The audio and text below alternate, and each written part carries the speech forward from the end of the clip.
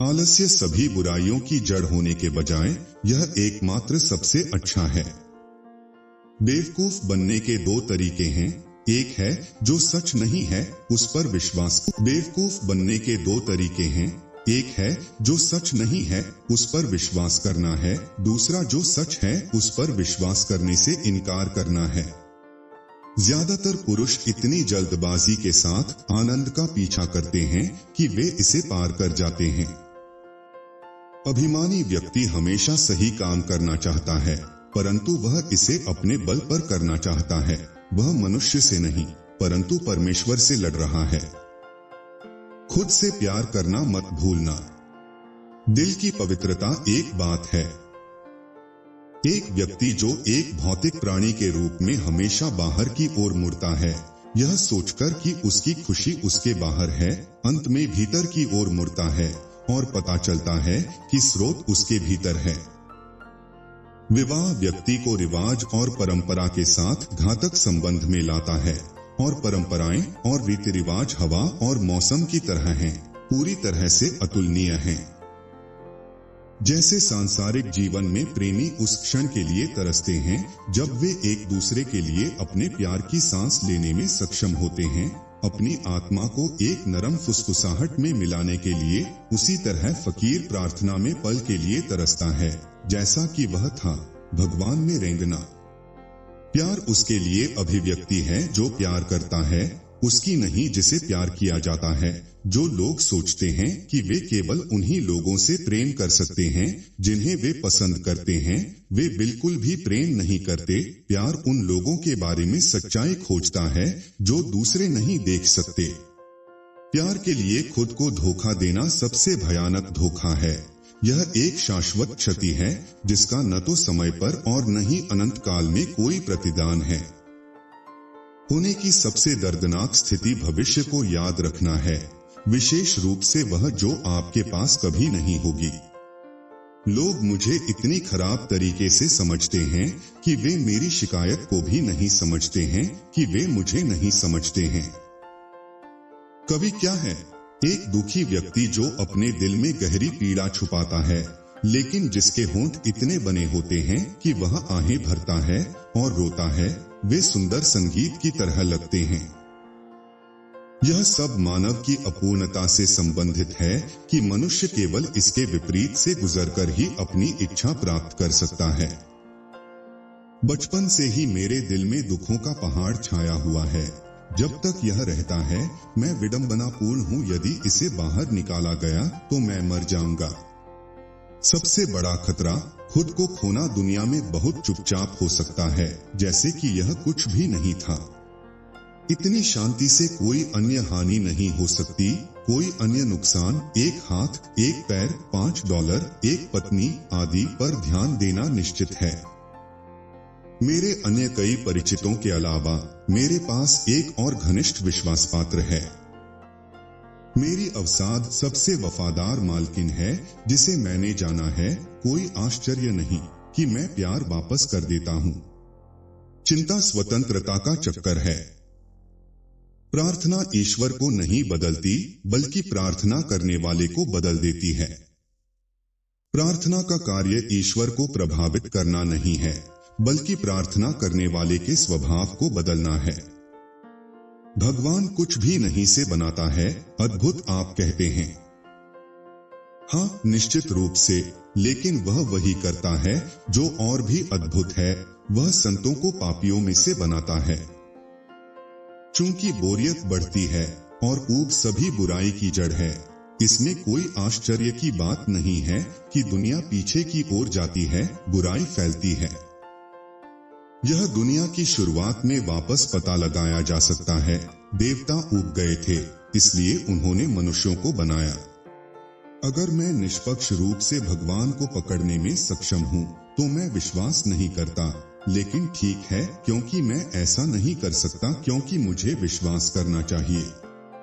विश्वास करना कठिन है क्योंकि इसका पालन करना कठिन है। विश्वास मनुष्य में सर्वोच्च जुनून है। हो सकता है कि हर पीढ़ी में बहुत से लोग इतनी दूर न आए, लेकिन कोई आगे नहीं आता। बाइबल को समझना बहुत आसान है, लेकिन हम ईसाई षड्यंत्रकारियों का एक झुंड हैं। हम इसे समझने में असमर्थ होने का दिखावा करते हैं, क्योंकि हम अच्छी तरह जानते हैं कि जिस क्षण हम समझ जाते हैं, हम उसके अनुसार कार्य करने के लिए बाध्य होते हैं। जीवन को केवल पीछे की ओर समझा जा सकता है, लेकिन इसे आगे की ओर जिया जाना चाहिए। हमारा जीवन हमेशा हमारे प्रमुख विचारों का परिणाम व्यक्त करता है। जीवन हल करने की समस्या नहीं है, बल्कि अनुभव की जाने वाली वास्तविकता है। मैं यह सब पूरी तरह से देखता हूँ। दो संभावित स्थितियां हैं, कोई यह या वह कर सकता है। मेरी ईमानदार राय और मेरी मित्रवत सलाह यह है, करो या मत करो, तुम दोनों पछताओगे। जीवन में सबसे ऊंची और सबसे खूबसूरत चीजों के बारे में नहीं सुना जाना चाहिए, न ही पढ़ा जाना चाहिए, न ही देखा जाना चाहिए, लेकिन अगर कोई चाहे तो उसे जीना है। जीवन की अपनी छिपी हुई ताकतें हैं, जिन्हें आप केवल जीवित रहकर ही खोज सकते हैं। लोग आमतौर पर दुनिया भर में नदियों और पहाड़ों, नए सितारों, गर्मागर्म पक्षियों, सन की मछली, मानव की अजीब नस्लों को देखने के लिए यात्रा करते हैं। वे एक पशु स्तब्धता में पड़ जाते हैं, जो अस्तित्व को खोखला कर देता है, और उन्हें लगता है कि उन्होंने कुछ देखा है। जन्म देने के समय श्रम में एक महिला के रोने को सुनो, मरने वाले पुरुष के संघर्ष को उसके अंतिम छोर पर देखें, और फिर मुझे बताएं कि क्या कुछ ऐसा शुरू और समाप्त होता है जो आनंद के लिए अभिप्रेत हो सकता है। जैसा कि ज्ञात है, कीड़े हैं जो निषेचन के क्षण में मर जाते हैं, तो यह पूरे आनंद के साथ है। जीवन का उच्चतम आनंद का सबसे शानदार क्षण मृत्यु के साथ है। एक आदमी जितना अधिक भूल सकता है, उतनी ही अधिक कायापलट से उसका जीवन गुजर सकता है। जितना अधिक वह याद कर सकता है, उसका जीवन उतना ही दिव्य हो जाता है। बुढ़ापा युवाओं के सपनों को साकार करता है। डीन स्विफ्ट को देखें, अपनी युवावस्था में उन्होंने पागलों के लिए एक आश्रय बनाया। अपने बुढ़ापे में वे स्वयं एक कैदी थे। एक बार सुरक्षित बंदरगाह से आराम से सलाह दे सकते हैं। मुसीबत जीवन का सामान्य भाजक है। यह महान तुल्यकारक है। सच्चाई फंदा है, पकड़े बिना आप इसे प्राप्त नहीं कर सकते। आपके पास सत्य इस तरह नहीं हो सकता कि आप उसे पकड़ सकें, लेकिन केवल इस तरह से कि वह आपको पकड़ ले। धैर्य जरूरी है, और जहां बोया है वहां तुरंत नहीं काट सकता। ऐसा कुछ भी नहीं है जिसके साथ हर आदमी इतना डरता है कि यह जानने के लिए कि वह कितना कुछ करने और बनने में सक्षम है। हिम्मत करने का मतलब है पल भर में अपना पैर खोना। हिम्मत न हारना ही अपने आप को खोना है। एक आदमी के जीवन की पहली अवधि के दौरान सबसे बड़ा खतरा जोखिम न लेना है। यह आवश्यक है रिश्तों और सभी कार्यों में कि हम केवल उस पर ध्यान केंद्रित करें जो सबसे महत्वपूर्ण और महत्वपूर्ण है। यदि कोई व्यक्ति कर्म करने के कगार पर है, तो वह स्वयं को परिणाम के अनुसार आंकेगा। वह कभी भी प्रारंभ नहीं करेगा। विचारक से विरोधाभास दूर करें, और आपके पास एक प्रोफेसर है। न केवल वाणिज्य में बल्कि विचारों की दुनिया में भी हमारी उम्र एक वास्तविक निकासी बिक्री पर आ रही है।